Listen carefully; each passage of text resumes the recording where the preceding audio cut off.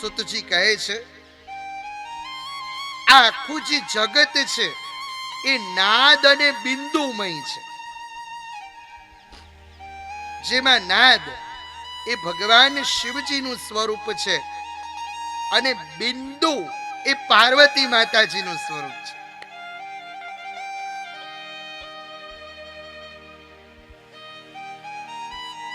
એ પછી તો ઋષિ મુનિઓએ સુતજીને પૂછ્યું, હે સુતજી, પાર્થિવ લિંગની પૂજા કેવી રીતે કરવી?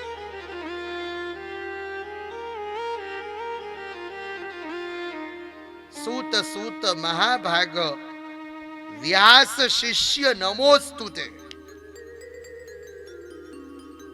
હે ભગવાન વેદવ્યાસજીના શિષ્ય, તમને નમસ્કાર છે. કૃપા કરી અમને પાર્થિવેશ્વર મહાદેવજીની પૂજા કેવી રીતે કરવી એ તમે કહો. ત્યારે સુતજી ઋષિ મુનિઓને કહે છે, હે ઋષિ મુનિઓ, હે ભક્તજનો, તમે સાંભળો. પાર્થિવ લિંગની જે પૂજા એ અતિ સરળ છે, અતિ સરળ. પાર્થિવ લિંગની પૂજા એટલે આપણે ત્યાં કહેવત છે ને, સસ્તું ભાડું સિદ્ધપુરની જાત્રા, એના જેવી વાત છે. બીજી બધી પૂજા કરો તો ખર્ચો થાય, ઓછા ખર્ચા વાળી પૂજા અને ઉત્તમ ફળ આપવા વાળી પૂજા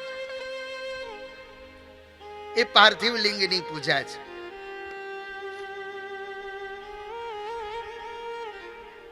કેવી રીતે કરવી? તો સુતજી કહે છે કે નદી અથવા તો તળાવની ચીકણી માટી લેવી. ચીકણી માટી લઈ એને દૂધ અને જળથી મિશ્રિત કરી નાના નાના લિંગ બનાવવા. લિંગ બનાવી એનું ભક્તિ ભાવથી પૂજન કરવું. પૂજન કર્યા પછી એનું વિસર્જન કરવું.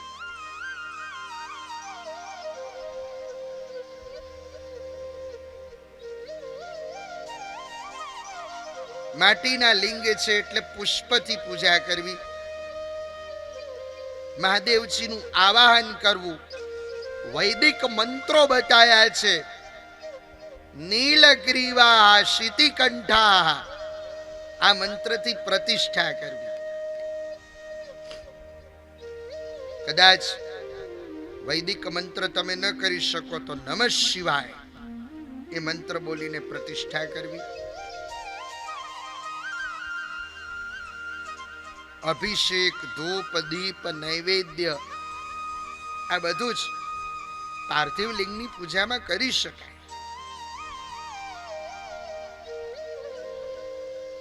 પાર્થિવ લિંગની પૂજા કોને કરી? તો કે છે સીતા માતાજીએ પાર્થિવ લિંગની પૂજા કરી.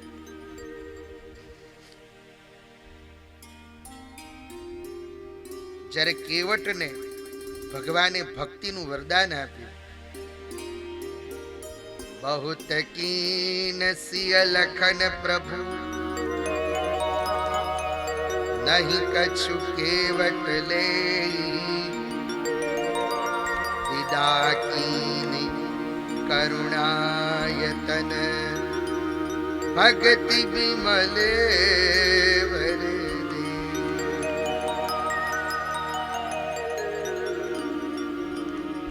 ભગવાન શ્રી રામજી લક્ષ્મણજી મહારાજે બહુ કીધું પણ કેવટે કઈ લીધું નહીં.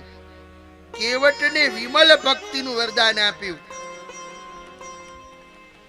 એ પછી ગંગા નદીના તટ ઉપર સીતા માતાજીએ પાર્થિવ લિંગની પૂજા કરી. સીતા માતાજીએ પૂજા કરી. એ સમય આકાશવાણી થઈ. અને કેવી આકાશવાણી થઈ? પ્રાણનાથ દેવર સહિત મહાદેવજી સીતા માતાજીને કહ્યું કે તમે તમારા પતિ અને તમારા દિયર સાથે 14 વર્ષનો વનવાસ સકુશળ પરિપૂર્ણ કરશો. જગતમાં તમારો યશ ગવાશે. આવા આશીર્વાદ મહાદેવજી આપ્યા.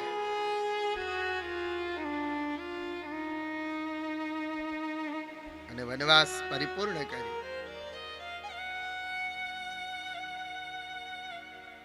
બીજું, પાર્થિવ લિંગની પૂજા અર્જુને કરી. મહાભારતમાં કથા છે કે અર્જુનની પરીક્ષા કરવા માટે મહાદેવજી કિરાત બનીને આયા. શિવ પુરાણમાં પણ આ કથા આગળ આવશે. પણ અર્જુને પાર્થિવ લિંગની પૂજા કરી તો મહાદેવજીએ અર્જુનને આશીર્વાદ આપ્યા કે કૌરવો પાંડવોના યુદ્ધમાં વિજય પાંડવોનો જ થશે.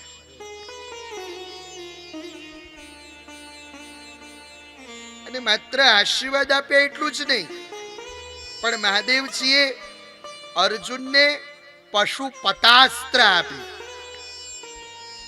અને એ જ પશુપતાસ્ત્રથી અર્જુને જયદ્રથનો વધ કર્યો.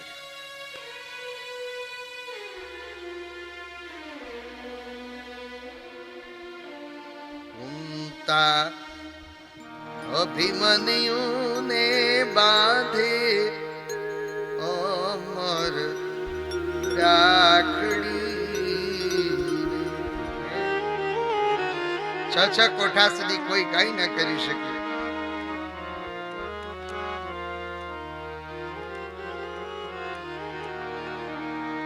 આપણા સાહિત્યમાં ઘણું બધું લખાયું છે.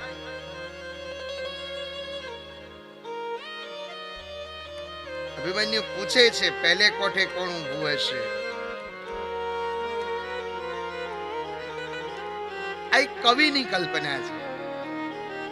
બાકી મૂળ મહાભારતમાં તો સીધા જ લડવા ગયા છે અભિમન્યુ. એમાં કોઈ રાખડીની કેવી વાત આવતી નથી.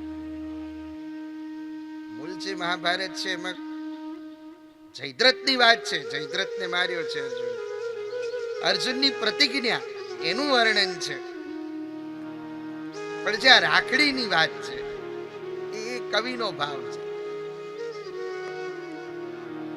એમે સમ્રાંગણમાં વ્યક્તિ જતા પહેલા ત્યારે તિલક તો કરતા.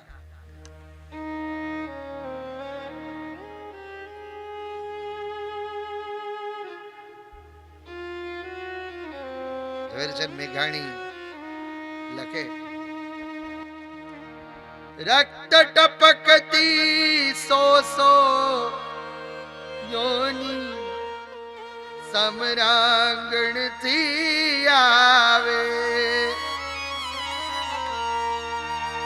કેસર વર્ણી સમર સેવિકા કોમળ સેજ બિછાવે.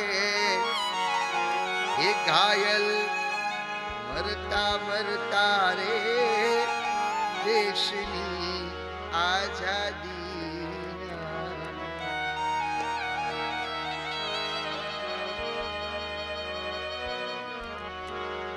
પણ જનની ના હૈયામાં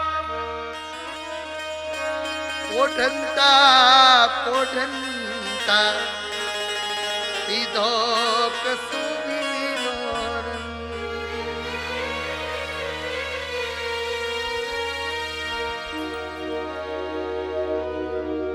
રાજ મને લાગ્યો, રાજ મને લાગ્યો કસુબીનો. રાજ મને લાગ્યો, ઓ રાજ મને લાગ્યો કસુંબીનો રંગ. રાજ મને લાગ્યો કસુબીનો. ઓ રાજ મને લાગ્યો કસુંબીનો રંગ.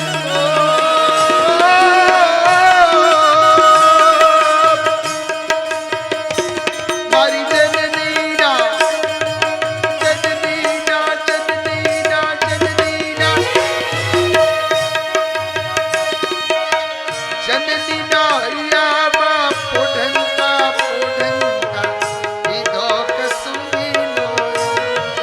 રાજ્ય અમે પીધો કસુંબીનો રંગ, હો રાજ્ય અમે પીધો કસુંબીનો રંગ.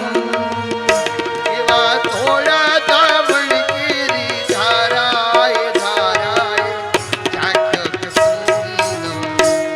હો રાજ મને લાગ્યો, હો રાજ મને લાગ્યો, હો રાજ મને લાગ્યો કસુંબીનો રંગ, હો રાજ મને લાગ્યો કસુંબીનો રંગ.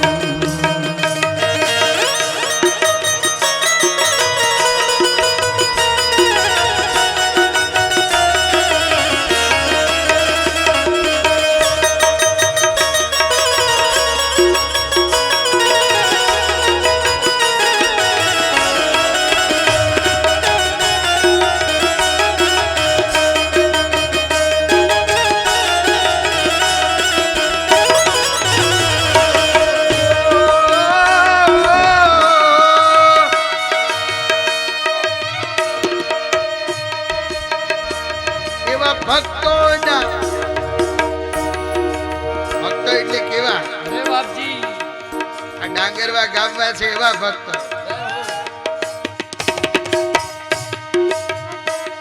એવા ભક્તોના તંબુરથી ટપકેલો મસ્તી ભર ચાખ્યો કસુંબીનો. હો રાજ્ય અમે ચાખ્યો કસુંબીનો રંગ, હો રાજ્ય અમે ચાખ્યો કસુંબીનો રંગ. એવા ભીષણ રાત્રિ કેરા પહાડોની પાડે જોયો કસુંબીનો. ઓ રાજ મને લાગ્યો, ઓ રાજ મને લાગ્યો, ઓ રાજ મને લાગ્યો કસુંબીનો. હો રાજ મને લાગ્યો કસુંબીનો રંગ, હો રાજ મને લાગ્યો કસુંબીનો રંગ.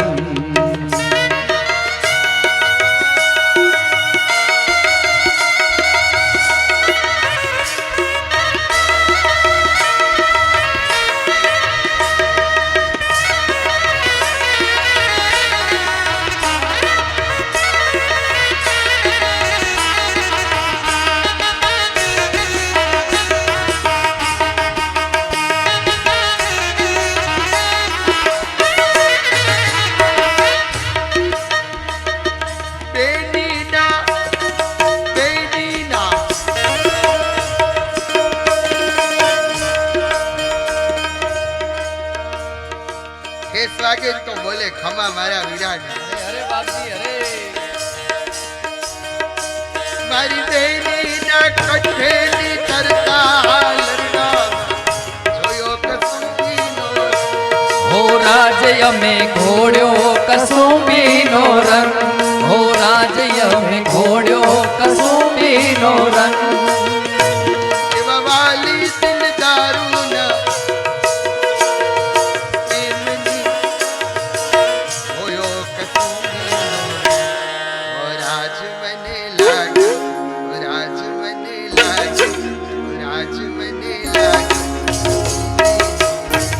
હો રાજ મને લાગ્યો કસુંબીનો રંગ, હો રાજ મને લાગ્યો કસુંબીનો રંગ, હો રાજ મને લાગ્યો કસુંબીનો રંગ.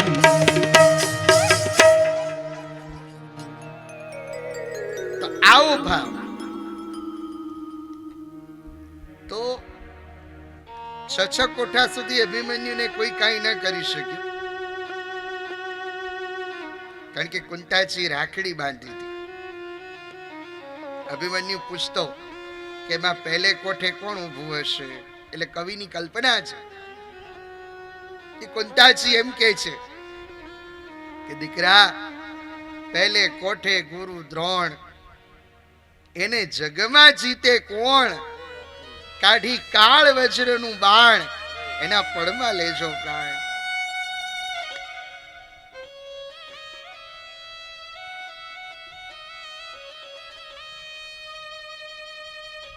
પણ કુંતાજી કહે છે દીકરા તો સંભાળીને લડજો. કેટલી શિખામણ આપે. મારા બાલુડાઓ બાળ, તારા પિતા ગયા પાતાળ, સાથે મામો શ્રી ગોપાલ કરવા કૌરવ કુળ સંહાર.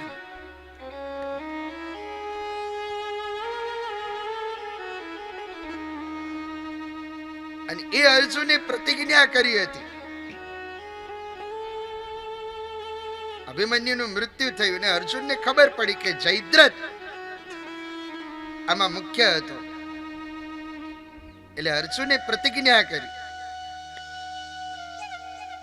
કે સૂર્યાસ્ત પહેલા જો હું જયદ્રથને ન મારું તો હું અગ્નિમાં પ્રવેશ કરી દઈશ. પ્રસંગ બહુ લાંબો છે, પણ એ જયદ્રથને મારવા માટે થઈ જે પશુપતાસ્ત્ર આપ્યું, એ પશુપતાસ્ત્ર મહાદેવજીએ આપ્યું. અને પશુપતાસ્ત્ર જો અર્જુનને મળ્યું હોય તો મહાદેવજીની પાર્થિવ લિંગની પૂજાથી મળ્યું. કહેવાનો ભાવાર્થ મારો આટલો જ છે કે સરળ પૂજા છે. પાર્થિવ લિંગની પૂજા એ અર્જુને કરી.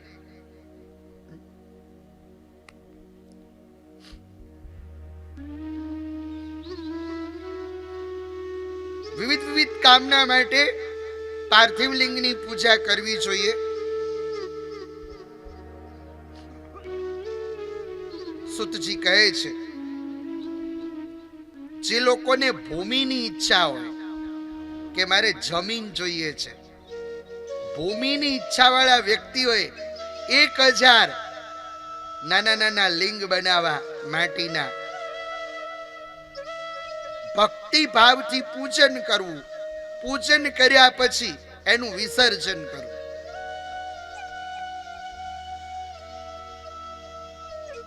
પછી જેને જ્ઞાન જોઈતું હોય, કારણ કે મહાદેવજી બધું આપવા વાળા છે.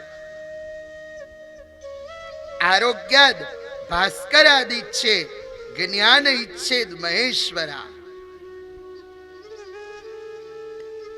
એટલે જ્ઞાનની ઈચ્છા વાળા વ્યક્તિઓએ 1000 નાના નાના લિંગ બનાવવા, ભક્તિ ભાવથી પાર્થિવ લિંગનું પૂજન કરવું, પૂજન કર્યા પછી એનું વિસર્જન કરવું. સંતાનની ઈચ્છા વાળા વ્યક્તિઓએ, મહાદેવજી પુત્ર પણ આપવા વાળા છે, તો સંતાનની ઈચ્છા વાળા વ્યક્તિઓએ 1500 નાના નાના લિંગ બનાવવા, પાર્થિવ લિંગ, ભક્તિ ભાવથી એનું પૂજન કરવું, પૂજન કર્યા પછી એનું વિસર્જન કરવું.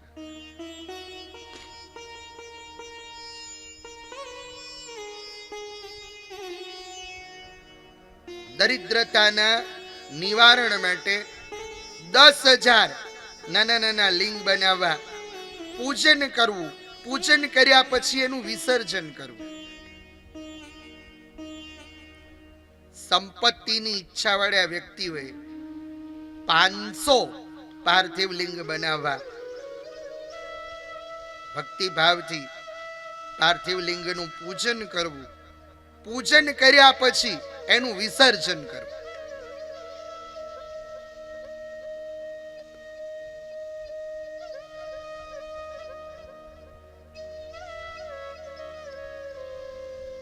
ભય મુક્તિ માટે 2000 નાના નાના લિંગ બનાવવા, પાર્થિવ લિંગ, ભક્તિ ભાવથી પૂજન કરવું, પૂજન કર્યા પછી એનું વિસર્જન કરવું.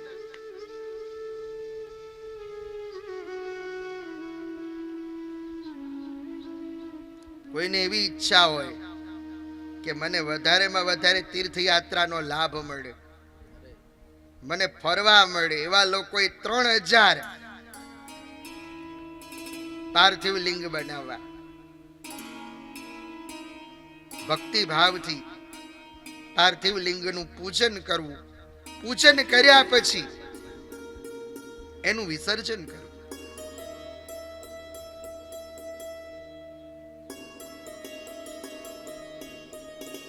જે કોઈને મોક્ષની ઈચ્છા હોય, કારણ કે મહાદેવજી મોક્ષ આપવા વાળા છે. મેં કહ્યું ને કે ભોળાનાથ ભૌતિક જગતનું સુખ પણ આપે છે, અને મોક્ષ પણ આપે છે. તો જેને મુક્તિની ઈચ્છા હોય, જેને મોક્ષ જોઈતો હોય એવા લોકોએ, જો આંકડો બહુ લાંબો બતાવ્યો છે, આપણે કરી ન શકીએ. જે લોકોને મુક્તિ જોઈતી હોય એ લોકોએ 2 કરોડ પાર્થિવ લિંગ બનાવવા, પૂજન કરવું, પૂજન કર્યા પછી એનું વિસર્જન કરવું.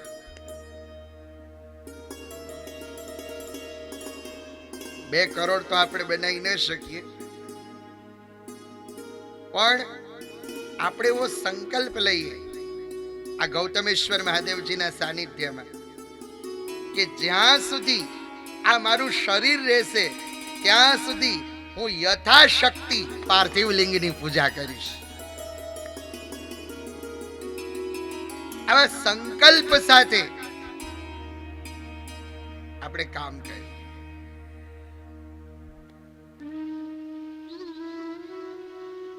ભગવાન ઉપર વિશ્વાસ રાખીએ.